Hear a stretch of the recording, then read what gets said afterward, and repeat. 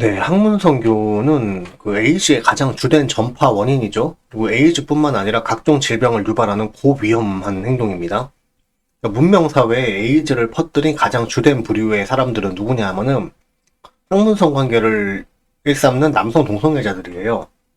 그러니까 이거는 진짜로 반박할 여지가 없을 정도로 완전 팩트거든요. 완전 팩트인데 여기에 대해서 언제부턴가 동성애자들이 이 동성애자들의 인권을 침해하기 때문에 학문 성교와 에이즈의 연관성에 대해서 보도하지도 말고 교육하지도 말라.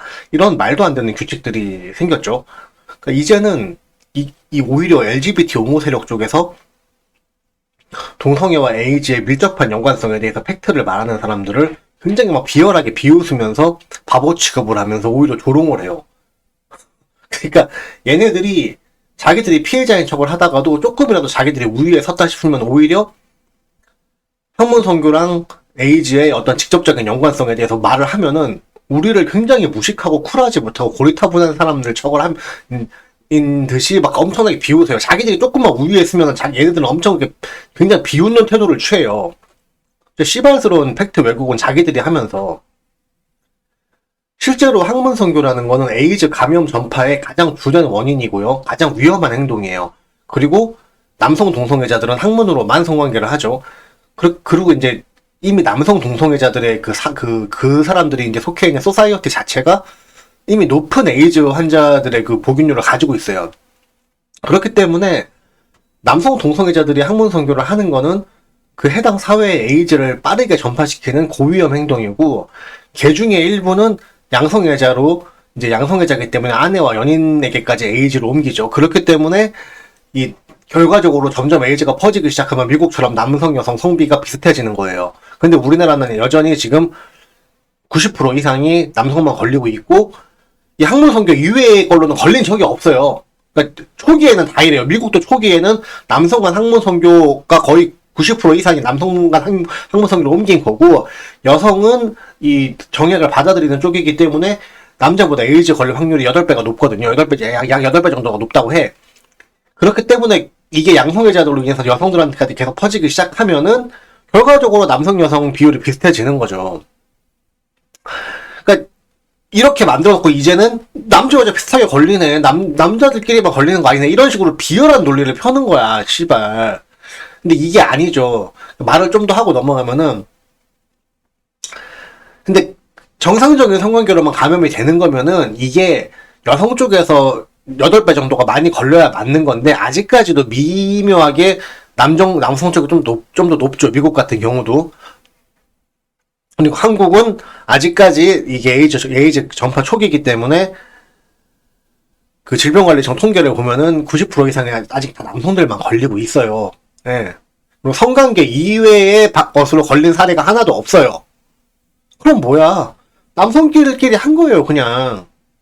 근데 이렇게 팩트가 있는데 이거를 말을 못하게 하면은 이게 무슨 개씨발 같은 경우입니까? 진짜 존나 증오스러운 거야. 별로 이 새끼들에 대해서 별로 동성애자들에 대해서 별로 생각이 없던 사람들도 이거를 알고 나면은 이 사람들을 이거는 동성애를 하기 때문에 혐오를 하는 게 아니라 그 사람들이 그렇게 진실을 왜곡하려고 하는 그 성향 때문에 증오스러운 거라니까.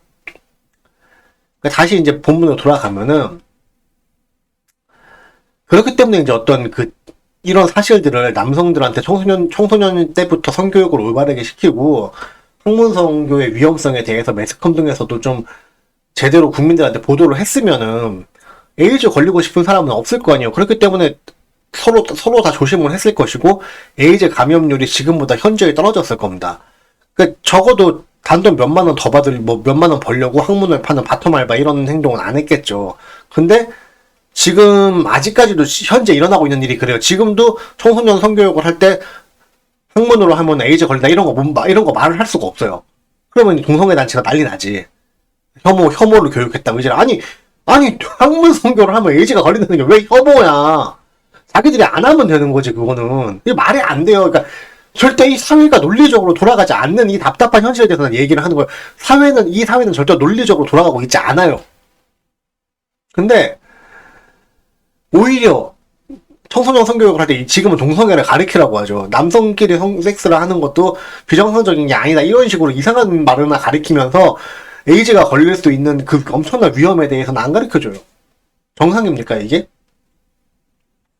무슨 코로나 예방한다고 했을 때는 아무 효과도 없는 그 백신 강제로 다 맞추고, 반 강제로 맞췄잖아. 그리고 예방 효과도 미미한 마스크 같은 거 강제로 씌우느라고 개인의 자유까지 희생을 했으면서, 그리고 거기에 따르지 않으면은, 반사회적인 범죄자 취급까지 했잖아요. 그런 세상에서, 아니, 에이즈 걸린 상태로 학문성교 계속 하고 다니는 사람들은, 왜 이렇게 그 사람들에 대해서 왜 이렇게 관대한데요? 어? 학문성교와 에이즈의 연관성에 대해서 아무 말도 못하게 하고, 어? 그리고 막 무슨 인권 운동가라는 사람이 나와서 여러분 학문성교도 괜찮아요. 막 진짜 만면에 미소를 띠고 내가 그 새끼 얼굴을 보는데 진짜 갈아 죽이고 싶더라고. 나 진짜 기가 막혀. 그 새끼 생각만 하면 지금도 너무 화가 나는 게 나는 이거에 대해서 엄청 오랫동안 연구를 했기 때문에 내가 이런 자료들을 다 보고서는 분명하게 결론이 났어요. 학문성교랑 에이즈는 절대적인 움직일 수 없는 관련이 있어요. 근데도 불구하고 대학생들 앉혀놓고 무슨 만면에 미소를 띠고 여러분 정말 막 되게 쿨한 척하면서 여러분 정말 웃으면 자기 웃으면서 얘기를 해. 정말 동성애를 한다고 에이즈가 걸릴까요? 여러분 아니에요. 절대 아니죠. 뭐 에이즈균이 동성애자들만 알아보고 그분들한테만 가는 게 말이 되나요? 이런 식으로 논리를 비꼬아갖고 비아냥거리기나 하고 씨발 새끼가 그래놓고 그 말에 이어서 어떤 얘기까지 하는 줄 아세요? 여러분 그리고 에이즈 걸려도 알약 하나만 먹으면 괜찮아요. 이 증상이 더 이상 퍼지질 않아요. 에이즈 걸린 상태로 알약 먹고 성관계를 해도 감염이 되지 않아요. 이지라고 하는데 씨발 정말로 학문성교하고 에이즈하고 상관이 없는 거면은 그 말씀만 하시면 되지. 에이즈 걸려도 알약 하나만 먹으면 괜찮다는 말은 왜 뒤에 붙이십니까? 상관이 있으니까 이런 얘기를 하는 거야. 이 사람은 분명히 무슨 목적이 있어서 움직이는 사람이란 얘기예요. 무슨 굉장히 사악한 목적이 있어서 학생들한테 그런 거짓을 가르치고 다니는 사람이란 말이야. 이런 사람이 굉장히 선한 인권운동가 대접을 받는 거, 이게 정상적인 세상이냐고요. 그래서 난 생각을 해본 거 이게 다 돈이 걸리는 음모가 아닐까 이런 생각을 해봤어요. 그러니까 아니 그 사람들이 진짜로 막 인권을 중시 여기면 돈 없는 그런 아프리카 이런 진짜 에이즈로 심각하게 고생하는 아프리카 후진국들한테 왜 에이즈 약을 공짜로 풀질 않습니까? 전부 다 공짜로 풀어야지. 안 그러잖아.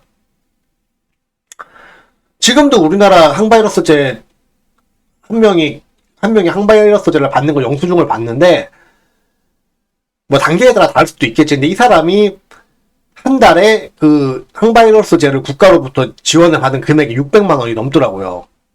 엄청나게 비싸요. 그러니까 에이즈 보균자 한 명을 연명을 시키려면은 국가 예산이 한 달에 몇 천만 원이 들어가는 거야. 한 명한테 연간.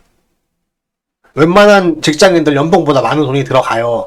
그 사람 한 명을, 에이즈 환자 한 명을 계속적으로 항바이러스제를 무료로 무상 지원하면서 살려두려고 하면은. 근데 뭐 살려둔다고 얘기를 하면 좀 그렇긴 한데 그렇다는 거야. 그 국가 입장에서 봤을 때는. 근데 그렇게 비싼 돈이 들어가는 건 얘기도 안 하고 간단하게 알약 하나만, 여러분 알약 하나만 먹으면 에이즈가 걸려도 괜찮아요. 평생 건강하게 살 수 있어요. 아니에요. 지금도 에이즈 걸려서 많이 죽어요. 합병증으로. 젊을 때는 잘 모를 수가 있지. 근데 절대로 에이즈 걸렸도 알약 하나 먹으면 일반인하고 똑같이 살 수 있다. 이거는 개소리예요. 아니에요.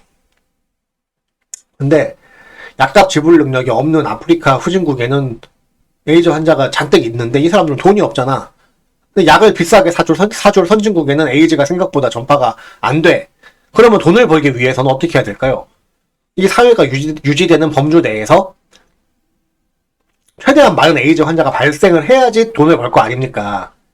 뭐 그분들이 그렇게 했다는 게 아니라 왜 이렇게 아무한테도 도움이 안 되는 이 LGBT 문화에 대해서 자꾸 이렇게 이런 문화를 그렇게 위험한 LGBT 문화를 자꾸 이렇게 파급을 시키려고 할까라는 거에 대해서 생각을 해본 결과 누군가는 그거에서 돈을 많이 벌게 되는데 그 돈을 버는 쪽에서 뭔가 이런 걸 선동을 하는 게 아닐까 이런 생각을 해본 거야. 음모론이지. 논리 없어요. 뭐 근거 없어요. 맞아요. 근데 그게 아니면 왜 그럴 필요가 있을까? 그분들 아니면 다들 피해만 보고 있는데, 이걸로 인해서. 근데 보세요. 이 세계 지구 단위의 자본을 움직이는 거대 기업이나 거대 자본가들한테 정의라는 게 얼마나 의미가 있을까요? 그 사람들은 뭐 솔직히 우리도 그렇잖아. 돈 몇십만 원에도 씨발 막 정의고 뭐고 씹어 먹는데 우리 일반인들도 그렇잖아. 위에서 말했다시피 돈 막 7만 원 받으려고 학문을 팔고 걔네들이 게이라서 파는 게 아니거든요. 그게 걔네들 말은 그거예요. 뭐 시급이 10,000원도 안 되는 나라에서 뭐 한 번 해주면 6만 원, 7만 원 받으니까 이 정도면 많이 받는 거 아니야? 이런 얘기를 하는 거야.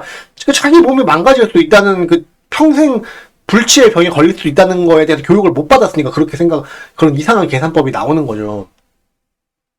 근데 그 어마어마한 자본을 만지는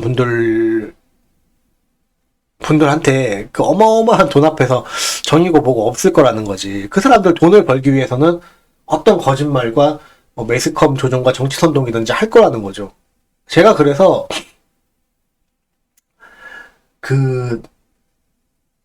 제가 그래갖고 무조건 그 자본주의라고 그 침봉을 해서는 안 된다고 얘기를 하는 거예요. 자본주의를 내가 부정하는 게 아니에요. 빨갱이 같은 얘기를 하려는 게 아니라 때로는 비효율적이고 비생산적이라고 하더라도 분명히 올바른 사상적인 구심점을 지켜나가야 돼요. 그러니까 자본주의도 그 올바른 사상적인 범주 안에서만 인정을 받을 수가 있다는 거죠. 그러니까 자본주의라는 거는 인류가 사상 같은 거 생각할 여유도 없을 정도로 빈곤하고 비참해지지 않게 하기 위한 하나의 수단일 뿐인 거지. 자본주의가 결국에는 자본주의가 무조건 사상과 이념도 뛰어넘는 절대적인 가치는 아니라는 거죠. 예, 이거를 명심을 하셔야 돼요. 그래서 얘들아 숫자가 전부야. 통일이 되면 뭐가 좋아? 막 이러면서 안 그래도 좁아 터진 한반도 이북 영토 포기하고 중국이 한반도 이북 쳐먹고 조선족 자치구가 확장이 되든 말든 우리는 남한 영토 내에서 숫자 노릇만 하면서 잘 살면 된다는 이런 깡통 우파 유튜버들 있죠. 얘네들 우파가 아니에요. 네, 얘들 우파 아니라고요. 그러니까 자유주의적인 사상적 기반이 전혀 안 돼 있는 사람들이에요. 그 사람들은. 그러니까 약육강식 같은 그딴 개소리는 원시시대에 방망이 하나 두고 다니던 원시인들도 할 수 있는 소리예요. 그러니까 그런 무식한 사람들의 말에 절대 귀를 기울여서는 안 되는 겁니다.